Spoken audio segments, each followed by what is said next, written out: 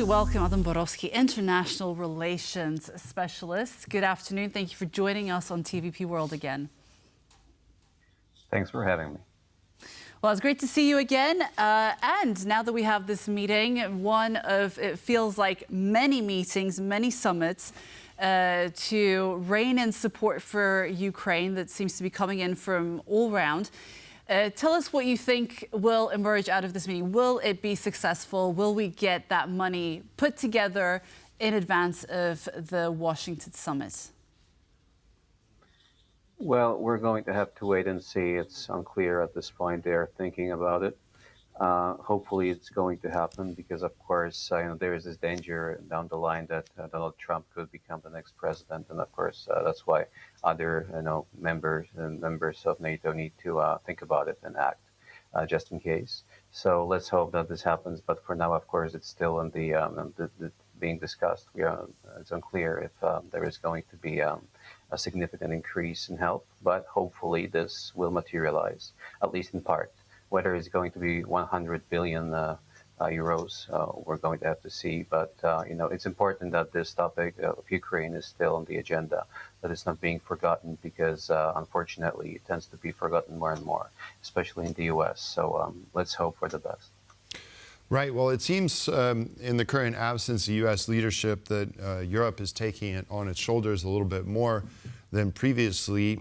If we look at I believe it was Minister Sikorski said that he had penned together with his counterparts from France and Germany a piece for Politico concerning this long-term support for Ukraine. Now, I'd like to ask you about, because we have mixed signals coming out of Berlin.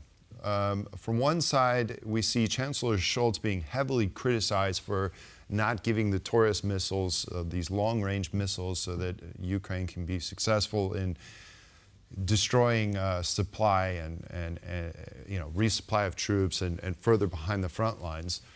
Yet we see also signals from Berlin saying that they are in full support of Ukraine, which the two obviously contradict each other to some extent.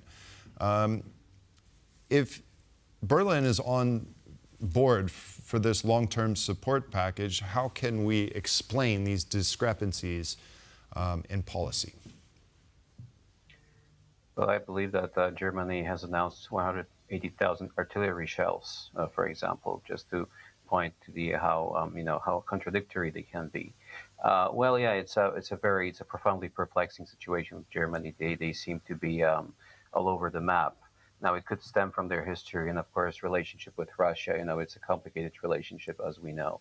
But it seems that they're trying to show support, while at the same time they're trying not to escalate with Russia. But, of course, this strategy tends to be misguided because Russia, when you don't escalate, Russia sees it as a weakness, right, more than anything else. So, in my opinion, this is trying to play, on both sides, right? So they're trying to support, but at the same time, they're trying to show that we are not going to escalate too much because, apparently there is always this idea of nuclear escalation, even though we think it's not going to happen. That's the only reason why Germany and other countries seem to be reluctant to press ahead with more stringent measures when it comes to Russia.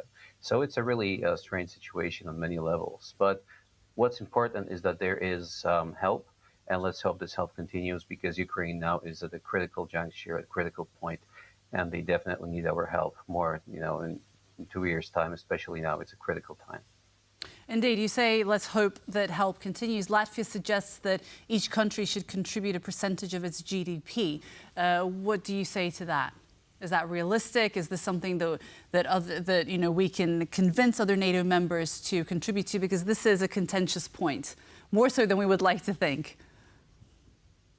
Well, of course, we know what Donald Trump said, right? That countries that don't contribute are basically, he invites nations and Putin to attack these nations. We encourage them. And Putin, of course. So, yes, it's a very, very significant issue. And 2% of GDP is definitely, in some cases, that might not be enough, given our situation right now. But even if there is an increase in GDP, right, in the military spending, well, it's not going to translate into immediate, action on the ground. So we need immediate action right now because the situation is really being decided at this point, at this moment. So yes, of course, it's very nice to deliberate, to speculate, to theorize about increasing military spending, but this is all theoretical. It doesn't happen immediately, and we really need help. Ukraine really needs help now. So it's a great move. Yes, it's great to have these debates, but that's all it is for now. It's debating, and we need concrete action, concrete steps. When you look at what people are saying on the ground, on the front lines, they're expecting some kind of action, some kind of help right now. So this is the key to translate what we are doing. With diplomatic debates, that's very, very good. But let's translate this into what's happening on the ground. Yes, so that's how I would put it. Right. The political rhetoric needs to amount into actions. Absolutely agreed. Now, concerning what you just mentioned, action on the ground, we hear President Macron taking a much more hawkish stance, potentially talking about NATO boots on the ground, not in a combat role, but in supporting roles to allow Ukrainians to focus their attention, their forces on the front lines instead of stay back and guard some remote parts of the Belarusian border, for instance. He recently said that France would be able to deal with any casualties of its soldiers in such a scenario as they have done so in Africa. And another thing I'd like to point out is that Radosław Sikorski, Poland's foreign minister, said that, and I don't know if he was referring to this $100 billion long-term assistance package for Ukraine, or if he was indeed referring to Polish support for boots on the ground. But he said that NATO's mission is to regularize. I can't even say Regularize. Thank you. Help for Ukraine. So would you say that the talk of NATO troops performing some sort of enhanced role in Ukraine is gaining momentum? Well, that's a good question. Of course, President Macron did seem hawkish, but nothing has materialized so far. And of course, on the other side, of the fence, we have Russians saying that anything that, any kind of military equipment or any troops on the ground will be attacked. And it's probably a likely scenario that's going to happen. So for now, it seems to be this kind of dance again. It doesn't seem to be, anything concrete, doesn't seem to stem from it, unfortunately. So it's good that President Macron is more hawkish. Yes, he is making statements, hawkish statements. But before that, of course, we remember he was more willing to negotiate with Putin. He called Putin many times. So this stance is definitely different. And but there seems to be this underlying fear, unfortunately, again, of this nuclear escalation for some reason, right? Because that's the only reason why this is the nations are so hesitant, right? And of course, Russia is playing on that. But someone is going to have to make a decision because President Macron said that, if Russia moves forward, and unfortunately seems to be the case, then there has to be a consideration of troops on the ground, of NATO troops on the ground. But for now, Poland, of course, is reluctant to take this into consideration. But given, the situation with France, that they might want to take the leadership role, I think it's possible that if the situation deteriorates, they might be willing to do that. Because, if President Macron talks, tough, and then nothing happens, then, of course, his credibility is gone, and he's facing a tough political future in France. So he needs to weigh his words carefully. Concerning escalation, Russia's been playing this card ever since it annexed Crimea, and has been really playing this card ever since the full scale of invasion. It's never materialized. How should we treat this escalation, in your opinion? These threats from Vladimir Putin?